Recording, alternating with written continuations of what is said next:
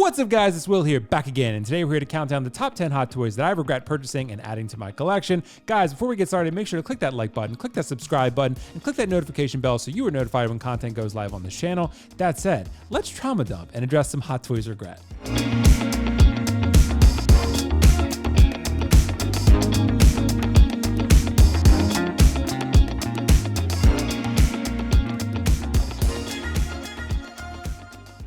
And as always, let's throw that disclaimer out there. Guys, these are not the most ass figures. This is not the top 10 most ass Hot Toys figures of all time. It's not what this list is. They're just figures that I regret purchasing for one reason or another. Maybe it was the quality, maybe it was a change in interests or priorities, maybe there was an upgraded version. Who knows? We're gonna talk about all that in this list. But again, don't take any offense if your favorite figure is on this list. It could be a great figure, just not to me, right?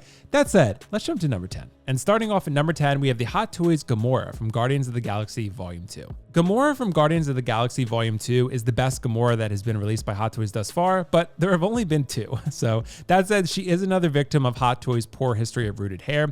This figure is a bit better than some of the other figures Hot Toys decided to root the hair of, but it still misses the mark nonetheless. While the likeness isn't bad, it's not great either. The green skin tones cover up some of the deficiencies, but the subpar rooted hair and the mid likeness to Zoe Saldana made me fall out of love with this figure over time. I think it's also a matter of character for me. Gamora has always been a cool character, but I think with an ensemble cast, it makes it a bit difficult to fully flesh out any one character. James Gunn gives every character distinctive traits that make them interesting, but Gamora feels in the good but not great category for me. I don't think I ever really needed her in my collection, but I felt the urge to build out a Guardians line for some reason. At number 9, we have the Hot Toys Wenwu suited version. Wenwu suited version is a figure that I felt the FOMO for. I'm a massive fan of Shang-Chi the film, so much so that it's become one of my favorite movies, and I love Wenwu as a character, and I really felt I needed this exclusive version to round out my collection. I actually really liked this figure when I first got it, but over time my opinion did change a bit. I asked myself, if I only were to have one Wenwu in my collection, would this be it? The answer to that was obviously no. While the likeness is strong and the tailoring is great, Hot Toys couldn't even be bothered to include seamless forearms. In 2023, this just seems like laziness when even some third-party companies are offering it. The ring chest is an excellent exclusive accessory, but the overall look of the figure itself isn't as exciting as the standard Wenwu, as he's just in a tan business suit, and that's not as exciting to most collectors. It didn't really have the colors to stand out as tall in a Marvel display next to other Marvel figures, so for me, I had to move on from him, despite how much I love the character. And in number 8, we have DX9 Batman. DX9 Batman is not a bad figure, but it's not a great one. While the likeness is pretty decent, Hot Toys has yet to release a Christian Bale Batman head sculpt that truly delivers.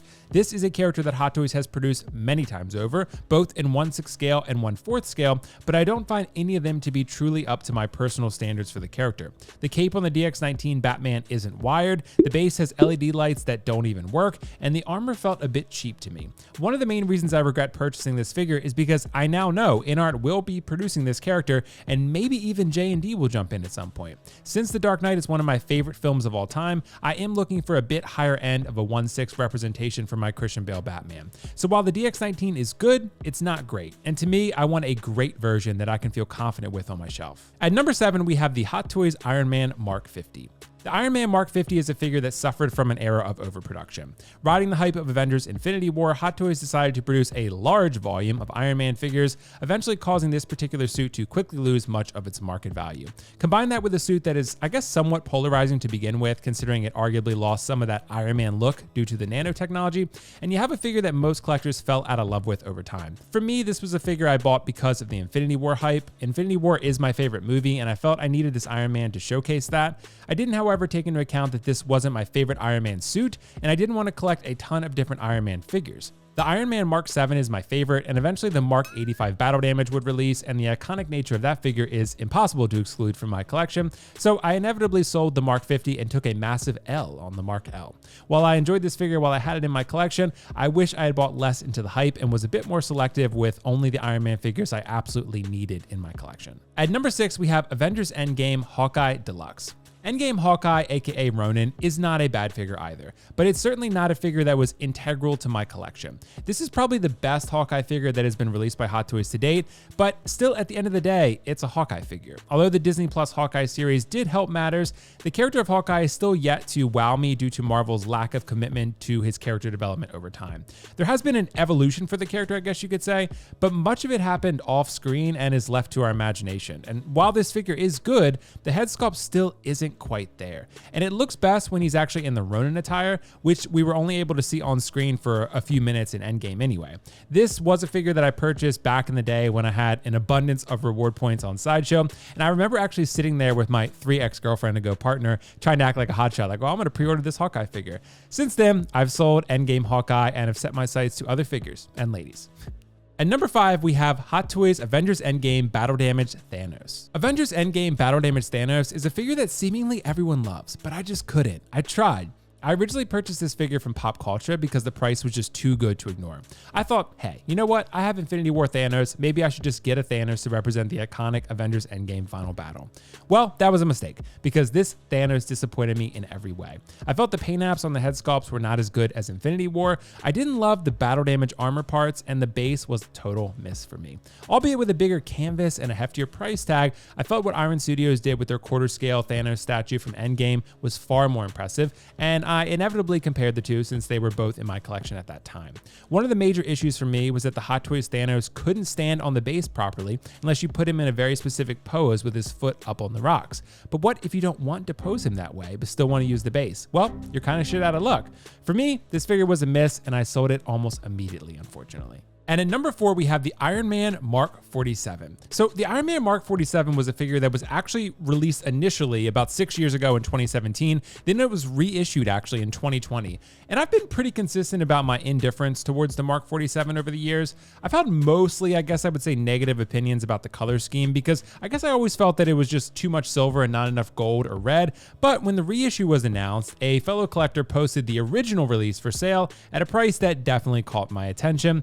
And of course, he had many messages from interested parties, but similarly to a woman who is in high demand, I jumped at the opportunity to make my move, and I did so. I purchased the figure, displayed it for a while, and I actually really enjoyed it, but inevitably, I grew tired of it because I never really liked or wanted it in the first place. I bought it because I felt it was a good deal at the time, not because I really needed it in my collection. The figure itself is really well done and comes with a good Tony Stark head sculpt and some other cool accessories, but at the end of the day, the color scheme is too bland for me, and the suit wasn't iconic enough to stay in my collection. And deep down, I knew that when I bought it, but I went against my better judgment out of FOMO. Learn from my mistakes, ladies and gentlemen. At number 3, we have the Hot Toys Joker quarter scale from The Dark Knight. This Joker is the only quarter scale figure I have ever purchased from Hot Toys.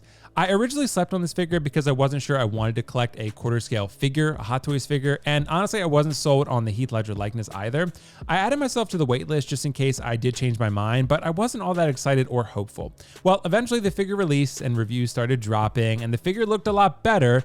But then the waitlist converted for me, and I did decide to secure the bag and bring home that Joker.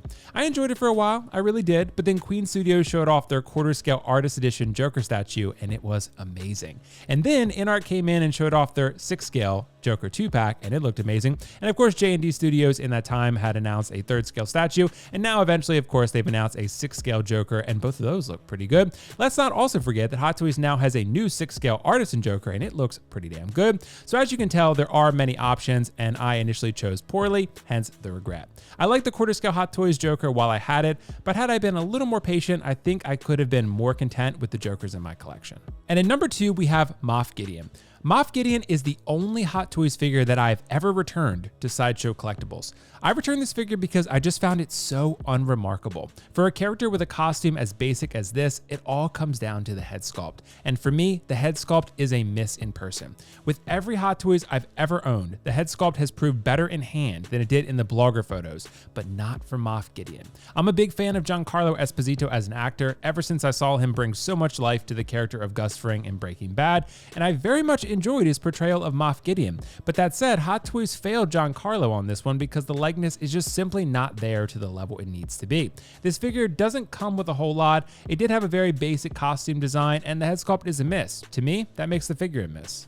And at number 1, we have the Hot Toys Bestar Mando. Those who have been collecting for at least a couple of years will remember the Bestar Mando situation. For the uninitiated, let me recap the chain of events. Hot Toys announced a Bestar Mandalorian and Grogu set years ago. By the time it shipped to collectors, barely after US buyers were able to get it in hand, Hot Toys announced a Chrome Bestar Mandalorian that was better than the previous iteration in every way.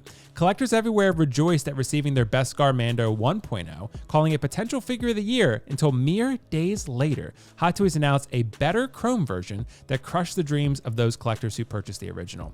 Hot Toys even provided comparison pics showcasing how much better the new version was than the old one. The community flipped out, including myself, and thus caused a massive chain of regret among collectors who pre-ordered the original version. Now, we have a great Chrome Mando, but how long before we see a die-cast artisan version? Is history destined to repeat itself? I guess we'll see. The figure itself is good, but the Chrome version blows it out of the water, which is where the regret comes in. Had I been a little more patient, I wouldn't have taken such a massive L selling this figure to upgrade to the new and improved version. We just didn't know at the time, but I still feel regret nonetheless. So that's that, guys. Those are the top 10 Hot Toys that I regret purchasing and adding to my collection as of 2023. So make sure to drop your comments below. What figures do you regret purchasing? What figures do you wish that you never had? What figures do you still have that you really probably should get rid of in your eyes? That's always a fun discussion too. And maybe I should look at that too. What figures I have in my collection that I should probably get rid of? Maybe that would be a fun topic. But again, guys, it's really not about like so much the strong word of regret. I think it's just a fun topic to address, sort of maybe some figures that you should have passed on that you didn't, maybe some figures that you held on to a little bit too long that you probably shouldn't have. It's really cool because at the end of the day, it helps inform what your collecting journey is going to be like. What do you envision your collection looking like? What do you want your collection to be, right? I don't regret any of the decisions necessarily because it helped me get to the point where I'm at, and helped me sort of refine my collecting goals, which is all part of the journey. That said, guys, let me know your thoughts in the comments below. What figures are you holding on to? What figures do you regret buying? Would love to hear it. That said, thank you so much for watching. I'll catch you in the next video. Peace out. See you later. Bye. Bye.